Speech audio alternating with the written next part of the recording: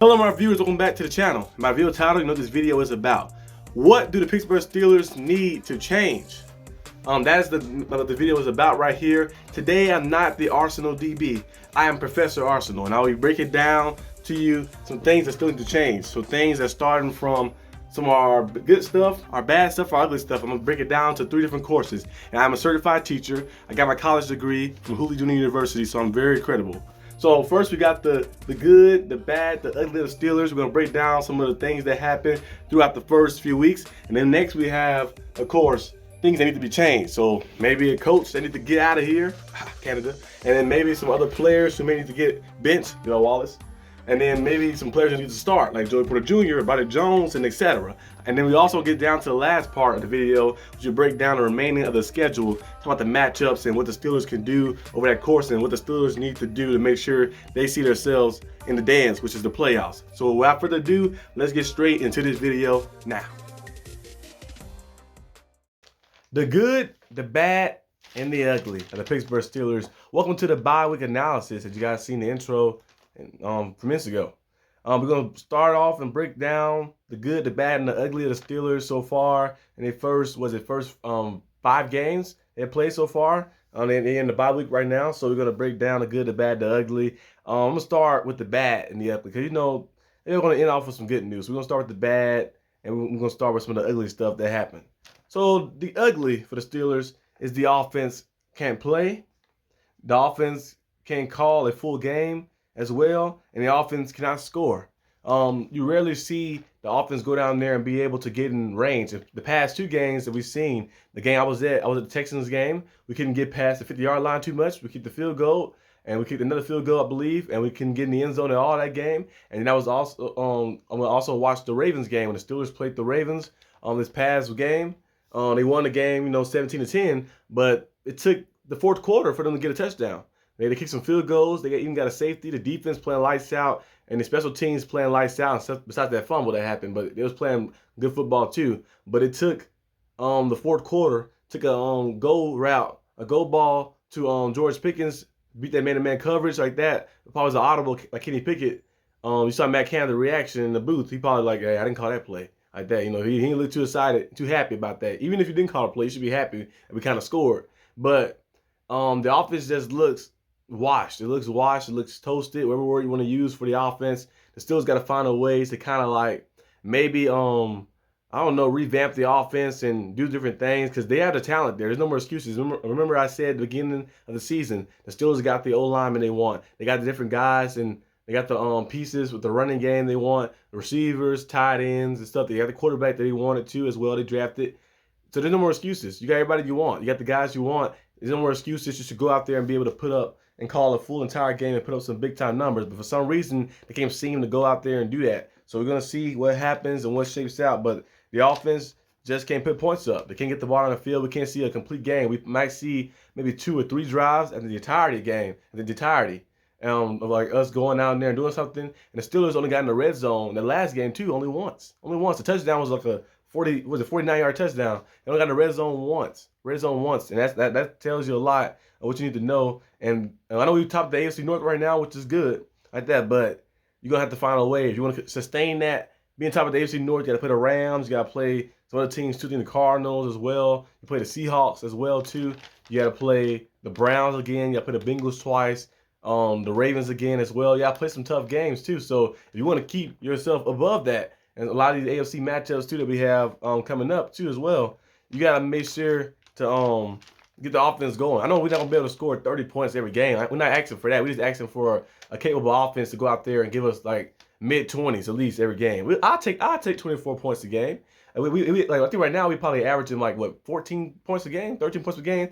I'll take 24 points per game. With this defense we have, I know I'll take the 24 points per game or a little more like that. But I'll take that as a minimum, 24 points per game. Us to go out there to get in the end zone 3 times, and then maybe a few field goals here and there like that. I'll take that type of game. But right now we're not going out there and playing too good football, and hopefully we can switch that around. Now let's get to the bad. The bad is a little lesser than the ugly. Secondary struggles this season has been bad. Last year they led the league in interceptions. This year they probably leading. They bottom feeders and giving up big touchdowns big plays. Leon Wallace getting cooked by everybody. I mentioned this every video. Brandon Ayuk, Amari Cooper, Devontae Adams, Nico Collins. I guess he maybe be a big time fan of Oprah because he's like, oh, you can get a catch. You can get a catch. You can get a catch too. You want a catch? That gives you get a catch on me?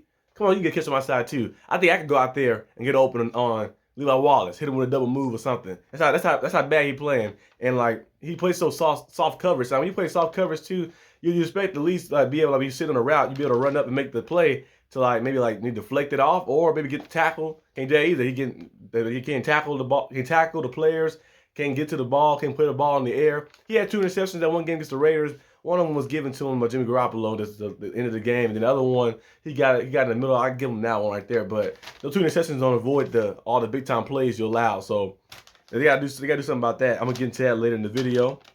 Another thing too as well, Patrick Peterson hasn't lived up to his potential and lived up to what we thought he was going to be as well. He's a veteran cornerback. We thought getting a guy like Patrick Peterson, he still had juice left with the Vikings. He was pretty good, still pretty good. He had 5 interceptions last year, played some good football with the Vikings the past 2 seasons, and now coming to Pittsburgh, we thought he was going to be similar. Now they have him in the slot last game. He played a little better last game in the slot. He got beat a few times, but he played a little better in the slot.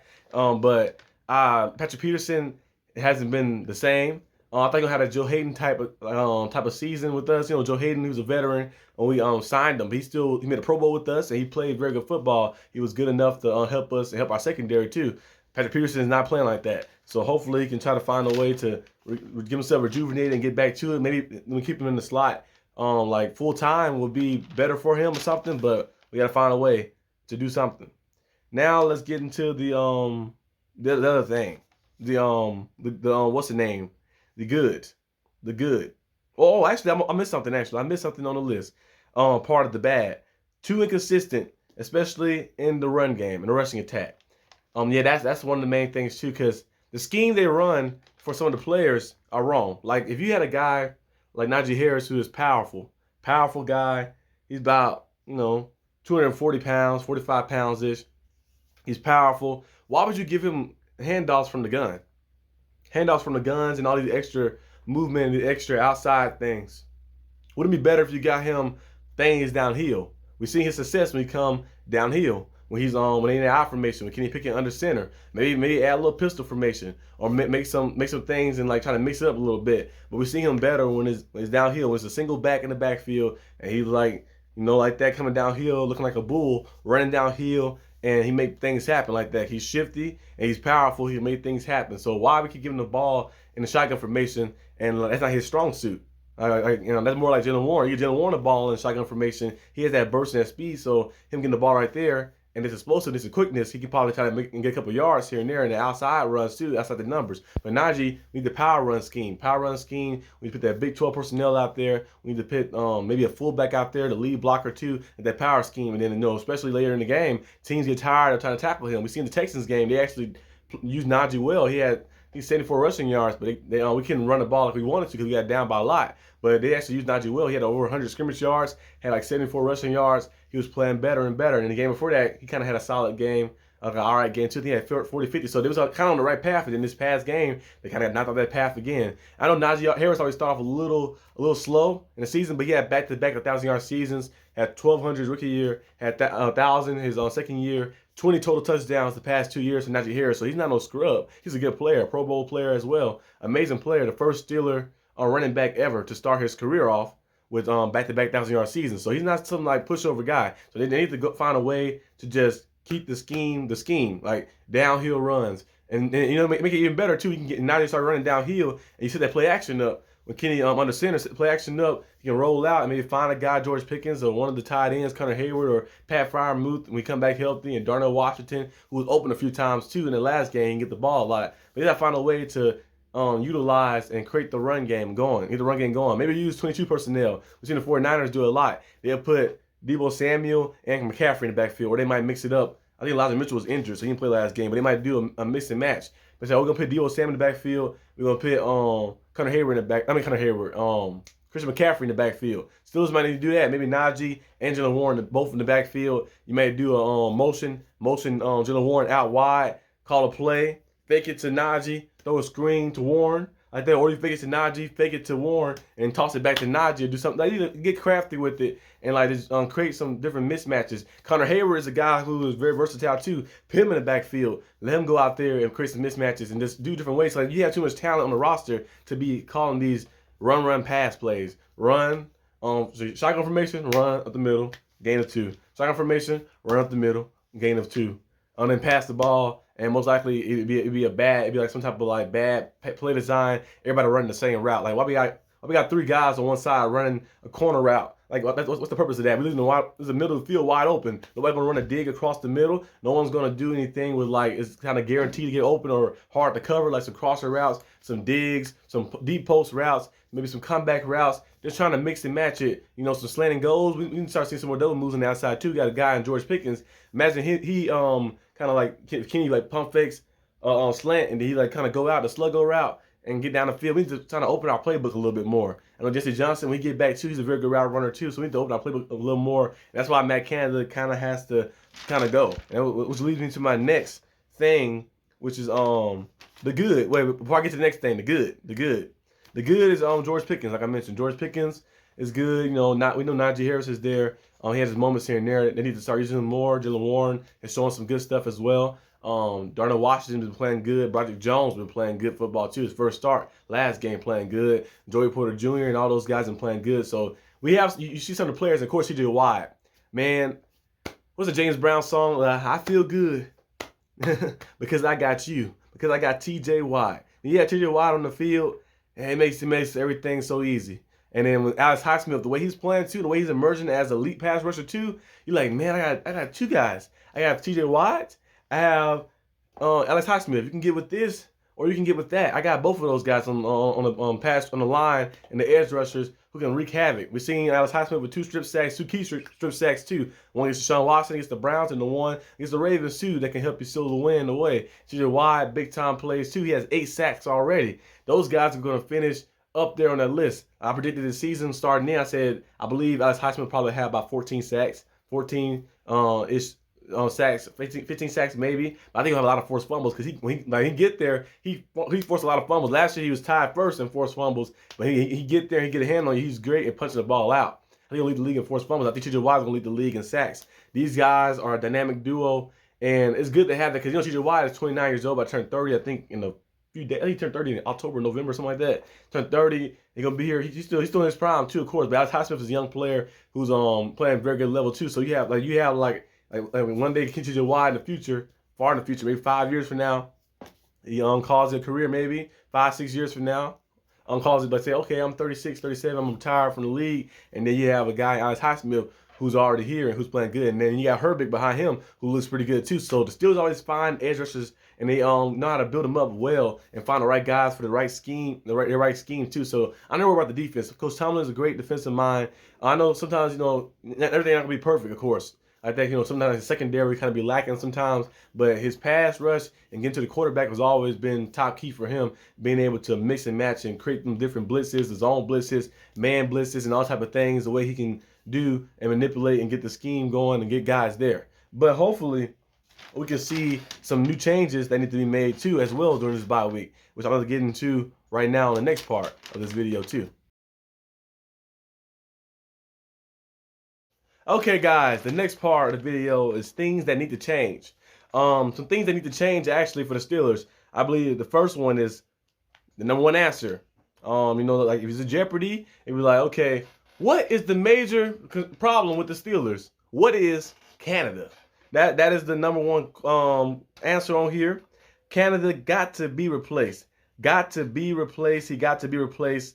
I hate to call for a guy a job, we got a family and stuff like that. But this is the game of football. This is a game of sports. And in the world, like even if he was in a regular job, he wasn't doing your job correctly or doing your job right or good. Then they might seek other people to take your spot or to replace you or move you on somewhere. But Canada, man, it's just like in college he was not that good. LSU ran him away. They're like, oh, this man is awful. Get him out of here. And then Maryland said the same thing, like, wow, you would give him to us? No, get him out of here. Take him to the league. And Steelers said, we'll take this guy. This guy looked promising, even though his stuff was ranked 45th, 50th, and all that type of stuff. But the Steelers, I guess they saw something in him and got him, let him become an offensive coordinator, and it hasn't been good. His scheme doesn't work for in the NFL. It's like to college. It's like D3 level scheme. It's not going to work. Maybe in high school it might work. Maybe in D3 football it might work, but his scheme doesn't work at the highest levels. We've seen it when he was at LSU and we in Maryland, and we also seen it when he was now in Pittsburgh in the professional league, the NFL. So it just doesn't work. The next one on the list too is and plus the Steelers also have 2 weeks before, kind of basically like 2 weeks, so you can build it up. Now I'm making this video on today is Monday, so you guys see this, it'll probably be like maybe Wednesday or Thursday-ish. So if he already moved, then that's a plus. So like that. But I'm making this video a little earlier. The next one is Broderick Jones needs to start full time. Like I mentioned before at the beginning of the season, I think Broderick Jones should start full time. I know people saying Dan Moore should be the starter like that. They should ease Broderick Jones to things, but like if you guys watch this stuff, Broderick Jones look better, and we didn't trade up in the draft just to get the guy sit down for like 8-10 games. No. We need to get him to play now. And Dan Moore went down with the injury. But Broderick Jones came in and he played amazing football at the end of that Texans game, and then he also played good in his Ravens game as well, like that. So Broderick Jones needs to start full time. That's one of the things. Another guy who needs to start full time is Joey Porter Jr. I've been saying this week after week. I said beginning of the season, I'm like, the Steelers should start Joey Porter Jr. and Patrick Peterson. They said Leon Wallace would start. I was like, okay, I guess. I said, I don't trust. Remember I mentioned that first game of the 49ers? I said, my only concern about the Steelers entering this season was the cornerbacks. Not Joey Porter Jr., because I said the cornerbacks, Leon Wallace and Patrick Peterson. I know Peterson's a little older. I say a little older like that. But I think he maybe if he's solid, we'd be cool. But I said Leon Wallace, I don't trust him to be out there full time. Like they say he's gonna be the one that's full time starting. And then we see what happened. The 49ers did to us.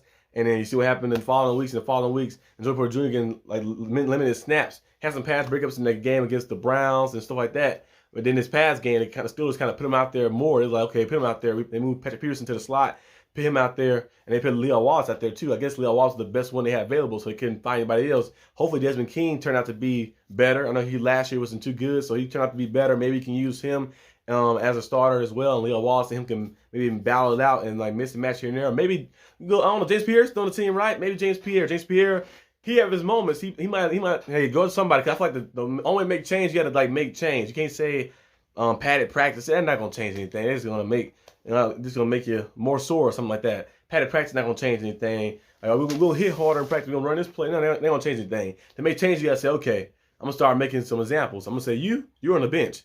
James Pierre, one of these guys right here, come on, you playing.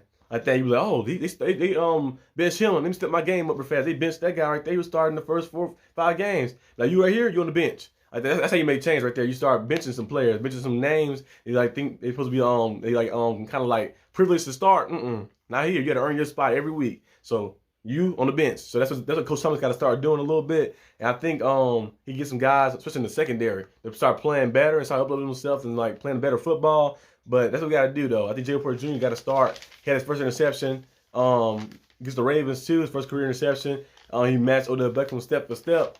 Got good position on him, went up for it, high-pointed it, and picked it off. It was an amazing play, too. They helped the Steelers and saved the Steelers some points off the board because I thought the Ravens would get a field goal that drive or something, but the Ravens ended up turning the ball over, so we ended up getting the ball back. And that was good.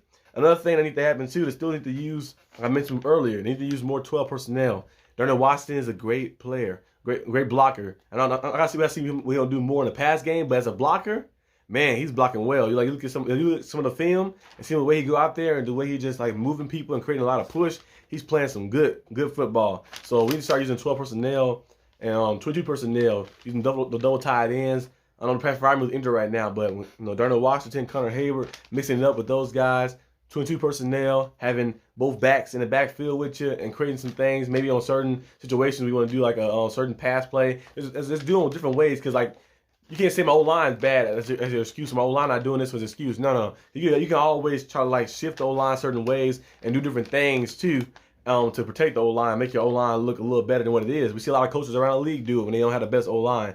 And so there's no excuses for it. And that's the lack of play calling and play creativity we have on the team as well.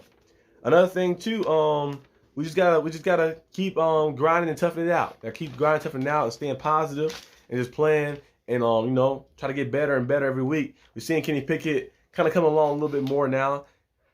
he's still not playing the same level he played like a little bit last year and stuff. But he's showing you that he can make the big time throws down the field in clutch situations. He's showing you that he can go down there and make plays, game winning drives. We got 5 game winning drives so far. He's 10-7 as a starter like that. So he's like a good above average. He's like a quarterback I mentioned before. I was on a previous video. I was like, he's pretty good. Brock Purdy's in the same draft class. Brock Purdy is great. He's playing great football. I said if Brock Purdy was in class, he's probably making 95s and 100s. Straight A's and A pluses in his class. Kenny Pickett more like a B, B minus, maybe C plus sometimes. So he's like around the 80s, 85, maybe 77 and stuff like that. He around that range, like that. So he need to get his level up as well too. But he's playing pretty good and help us go out there to win some games and stuff. I feel like once the play calling start getting a little bit better and you able to get a running game. A running game is a young quarterback's best friend. You're able to get a running game, you'll see a lot more things open up and see how things change. Last year after the bye week, what happened? The Steelers was able to run the football very, very effectively. And we've seen Najee Harris, got to 1,000 yards. He rushed for like over 800, 900 yards that after the bye week, those games, the last few games. And those was 7 games left. I think there was 7 to 8 games left. He rushed for like that. And then Kenny Pickett was able to make more plays on the field. He was able to do some play action, take some more deep shots and stuff. And now he looking a little better with the deep shots this year. So it opened up a lot more when you're able to actually run the football. It creates teams have to come up and play you close up and load the box up. So it'll make a lot of the mismatches and create a lot of mayhem on the outside. And you get George Pickens one-on-one on the outside with somebody, and you know what's going to happen. George Pickens is going to make a play because usually when he's one-on-one, when most people it's 50-50, but for certain receivers, it's like 60-40, maybe 70-30 sometimes for certain guys. So we got to find a way to get the run game going. But yeah, let's move on to the next part of this video, which is the remaining schedule.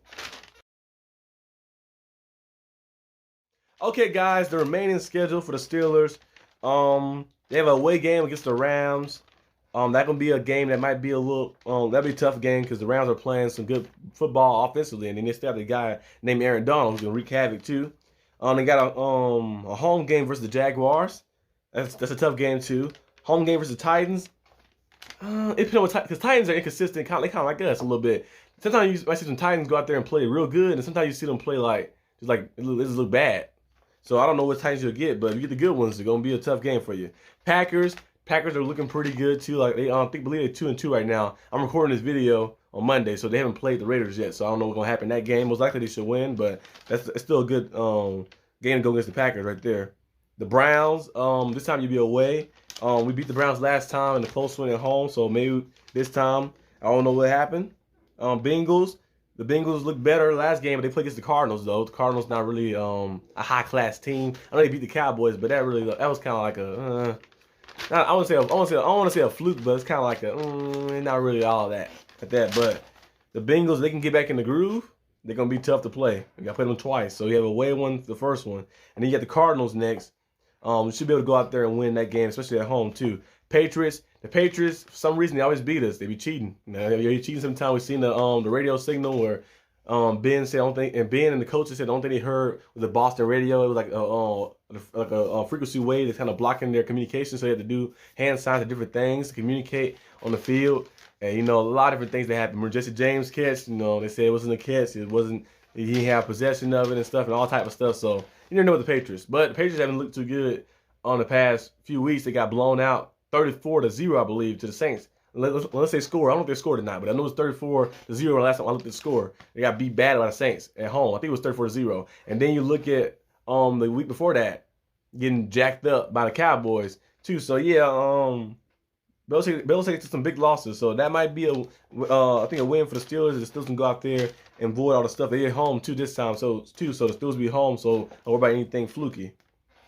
Colts. Away, they got the Anthony Richardson. He's a good quarterback. He's playing pretty good. Pretty good quarterback. The Russian attack they have too has been pretty good too.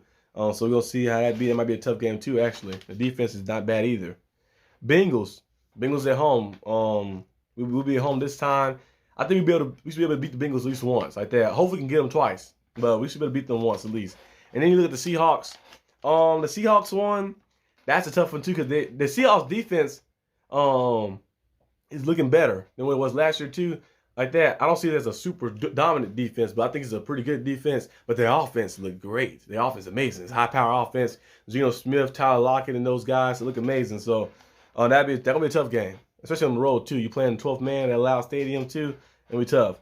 And then the last game is the Ravens in Baltimore. So we end the season off with 2 back-to-back away games. So that might be a tough one as well too. It's a division game like that, and it might come down to who gonna win the division too. It might be a game where the Steelers sitting at 9-7, and the Ravens at 9-7.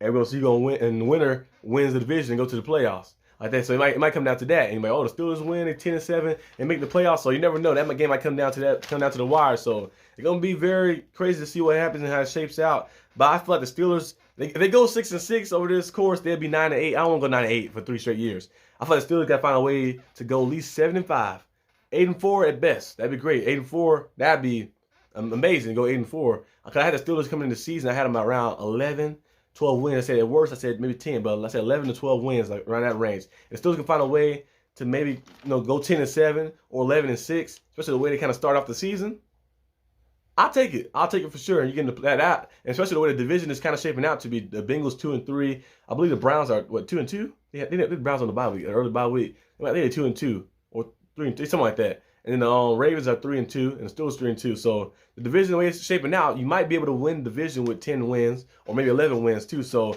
Steelers got to find a way to go that course, especially the AFC games. Like you play against the Jags, the Titans, the Browns, the Bengals twice, the Colts, the Patriots, the Ravens. You got to make sure you have a winning record against those teams, because sometimes those matches come back to bite you. Remember that game we lost to the Jets early in the season, and we won our last game of the season, but the Jets were playing against the Dolphins, and they had to lose for us to get in. Now we would beat the Jets. That would never happen. That would never happen right there. We would had an opportunity to be already in the playoffs. We had to worry about that last spot and worry about that stuff too. So you got to make sure you handle these conference games and make sure you handle these division games.